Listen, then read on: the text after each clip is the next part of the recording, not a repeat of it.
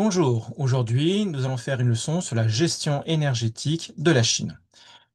Quand on regarde cette photographie, on constate que l'air est extrêmement pollué. On voit donc un grand nuage de fumée qui envahit la ville jusqu'au sol.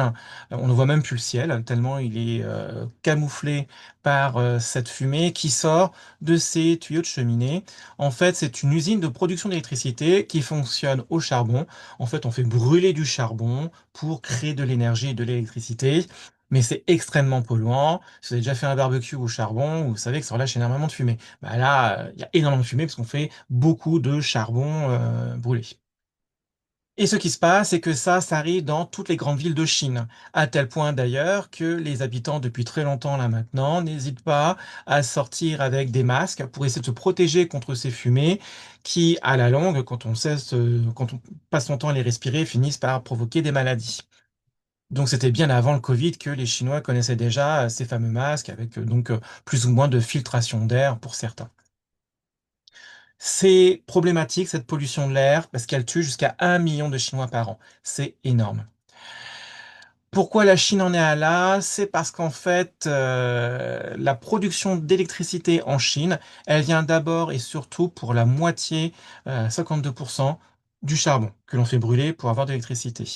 Et si on va même un peu plus loin, tout ce qui est énergie fossile, autrement dit des énergies carbonées comme le charbon, le pétrole et le gaz naturel, ça représente donc plus de 80% de la consommation d'électricité en Chine.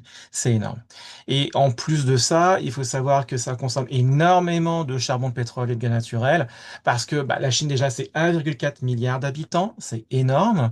Et puis en plus, c'est un endroit où il y a énormément d'usines qui utilisent de l'électricité pour fonctionner. Il faut savoir que la Chine, c'est quand même l'atelier du monde, l'usine du monde, qui va fabriquer et vendre après à l'étranger, même en France, beaucoup de leurs produits.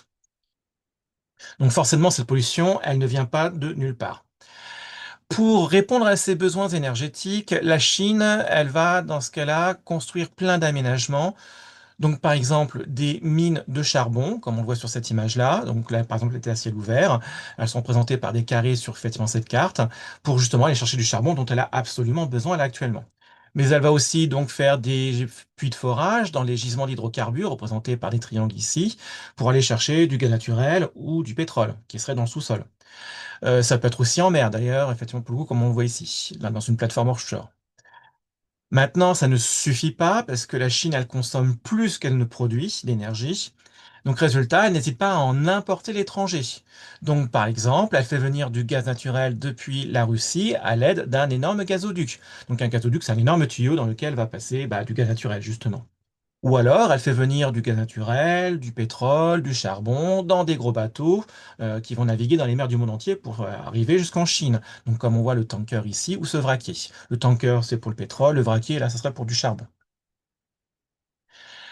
Le problème, c'est que ce système de fonctionnement n'est absolument pas durable. Pourquoi? Parce que cela participe au réchauffement climatique, car cela relâche énormément de CO2. Si on regarde par exemple ce graphique, il montre la température de la Terre à chaque année depuis 1880, sa variation par rapport à la moyenne de la période. Et ce qui se passe, c'est qu'on voit que au fur et à mesure, là c'est en bleu, c'est en dessous de la moyenne, en rouge c'est au-dessus de la moyenne, la température de la Terre, elle ne cesse d'augmenter. Là, depuis 1880, la température de la Terre a augmenté déjà de plus de 1,2 degrés, et c'est pas prêt de s'arrêter là malheureusement. De même, effectivement, là pour le coup, tout ça c'est provoqué par justement l'utilisation de charbon, de pétrole, de gaz naturel qu'on brûle pour avoir de l'énergie. Et la Chine, justement, elle produit à elle toute seule 34% de ses émissions de CO2 dans l'atmosphère qui participent au réchauffement climatique. Alors, ces 34%, c'est parce que population extrêmement nombreuse et usine effectivement du monde. Maintenant, pour que ce soit beaucoup plus durable, la Chine, elle entame ce qu'on appelle sa transition énergétique. La transition énergétique, ça veut dire quoi? Ça veut dire que son objectif, c'est d'arrêter, ou en tout cas de limiter la consommation de charbon, de pétrole et de gaz naturel qui participe au réchauffement climatique, 80% en 2025. L'objectif, c'est de réduire ça à 14% en 2060, et en remplaçant donc en fait cette production énergétique par d'autres moyens. Donc ça serait par exemple l'éolien, autrement dit l'énergie du vent, le solaire, donc l'énergie des rayons du soleil, mais aussi le nucléaire ou encore l'hydroélectricité à partir des barrages le long des fleuves. et aussi la biomasse, autrement dit, c'est par exemple le bois qu'on va brûler. Pour cela, la Chine, dans ce cas-là, a construit pas mal d'aménagements de production énergétique, qui on appelle ici renouvelables. Donc, autrement dit, là, il y a par exemple un barrage, c'est le plus grand barrage du monde, hydroélectrique, celui des Trois Gorges, qui, pour le coup, produit de l'électricité lorsqu'il fait passer de l'eau dans les turbines à travers là. Il y a aussi donc des fermes de panneaux solaires, autrement dit, c'est des endroits où on va planter des panneaux solaires un peu partout qui vont capter les rayons du soleil pour produire de l'énergie. Même chose, donc des parcs à éoliennes qui fabriquent de l'électricité en utilisant le vent en fait pour tourner donc les palmes des éoliennes. Une autre forme d'énergie non renouvelable mais qui ne relâche pas de CO2, ça serait les centrales nucléaires. Donc la Chine en construit énormément là actuellement. Autre solution qu'utilise la Chine pour opérer sa transition énergétique, c'est essayer de consommer moins d'énergie, et en tout cas moins d'énergie fossile. Donc résultat, c'est comme ça que la Chine est devenue un grand fabricant de voitures électriques. En 2022, là par exemple, c'est 4,4 millions de voitures électriques ont été construites, alors qu'avant, il y avait quasiment rien. Le but, c'est de faire en sorte que les gens n'utilisent plus de voitures qui consomment de l'essence, mais des voitures qui consomment de l'électricité non carbonée. De même, par exemple, la Chine, pour les transports, elle a construit énormément en très peu de temps des lignes à grande vitesse. TGV est sous préféré, hein. Là, par exemple, sur cette carte-là, en 2008, il y avait très peu de lignes. Bon, là, en 2024, la Chine en est saturée. L'objectif à chaque fois, c'est de diminuer la consommation de pétrole. Si je résume cette leçon sur la gestion de l'énergie en Chine, eh bien, donc la Chine qui se trouve en Asie, elle consomme énormément d'énergie parce que bah, c'est très peuplé, parce qu'il y a effectivement énormément d'usines et de voitures qui consomment de l'énergie.